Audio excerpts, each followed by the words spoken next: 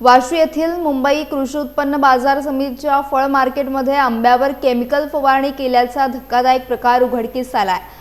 आकर्षक दिसावा आणि चांगल्या दर्जाचा आंबा भासावा यासाठी आंब्यावर रसायनांची फवारणी केली जात असल्याची माहिती समोर आली आहे। विशेष म्हणजे कर्नाटकातून आणलेला हा आंबा हापूस म्हणून विक्रीसाठी बाजारात आणला जात असल्याचे देखील उघड झाले आहे। या प्रकाराची माहिती मिळताच अन्न व औषध प्रशासन विभागाने तात्काळ कारवाई करत संबंधित विक्रेत्याचा मुद्देमाल जप्त केला। अधिकाऱ्यांनी 14 डझन आंबे ताब्यात घेत तपासणीसाठी प्रयोगशाळेत पाठवलेत।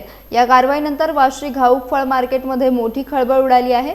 ग्राहकांच्या आरोग्याशी खेळ करणाऱ्यांवर कठोर कारवाई केली जाईल असा इशारा प्रशासनाने दिला। तसेच नागरिकांनी फळ खरेदी करताना सावधगिरी बाळगावी असं आवाहन देखील करण्यात आलं आहे।